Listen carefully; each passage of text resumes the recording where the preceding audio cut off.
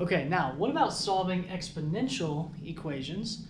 And so here we don't have any logs, but sometimes it actually is beneficial to get a log in. And so where that can occur is if your variable appears in your exponent. Now, what we want to try to do is isolate the parentheses. We want to get everything away from those parentheses. And so how we do that is by subtracting 5. And so I'm going to subtract 5 from both sides.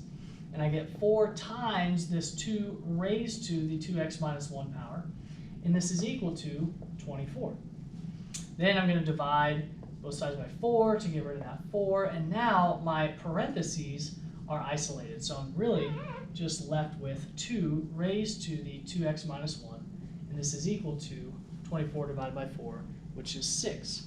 Okay, now I'm stuck, right? So if I didn't know anything about logs, I'd be stuck. So one thing you can do is whatever you do on one side, you can do the other side. So we're going to take the log of both sides. So I'm going to multiply the entire thing, left and right side, by a log. So really I have a log, and not just any log, but whatever term this is, that's what I want my base to be. So if this term is a 2, I want to multiply both sides by log base 2. And I'm only getting that from this number. If that were a 7, it would be log base 7. If that were 59, it'd be log base 59. But whatever I do to one side, I have to do to the other. So log base 2 of this 2 to the 2x minus 1 is equal to, I have to stay consistent, so log base 2 of 6. Now why would I do that? Because anytime your base matches your term, it's equal to 1. And so really, you're manipulating it in such a way that these are going to simplify out and just give you 1. But first, how do I get rid of an exponent? I take this entire exponent and I bring this down in front. So really, I'm taking this entire 2x minus 1 and I'm putting it in front of this log base 2 of 2. And this is going to equal log base 2 of 6. Now again, remember what I said, if you put in your calculator log base 2 of 2, you would get 1, or the change of base formula, log of 2 divided by log of 2. Anything divided by itself is 1. So really, this is 1. This reduces out. And so I'm just left with 2x minus 1 equals log base 2 of 6. Now, all I have to do is get x by itself and I'm done. So if I add 1 to both sides, so I'm going to add 1 to both sides, I get 2x equals log base 2 of 6, and then plus 1 is kind of being added on, because I'm not adding a log base 2 of 1, I'm just adding a 1. And then finally, divide everything by 2.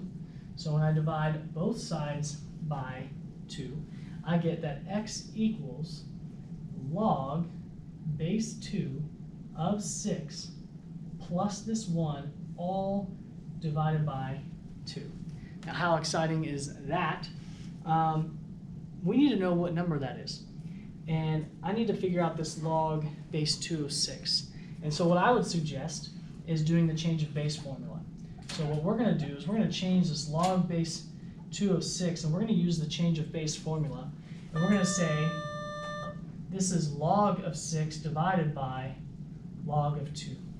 And so when you put this in your calculator, anytime you put a fraction, use parentheses. So parentheses, log 6, close those parentheses, divided by log 2, and then plus 1, and hit enter, see what you get, and then divided by 2, and hopefully, after you do all of that, you're going to get 1.792. So we get that x equals 1.792.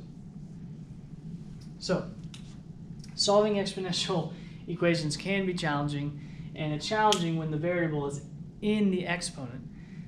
But if you isolate that set of parentheses, if you isolate the term that has the variable in the exponent, move everything to the other side.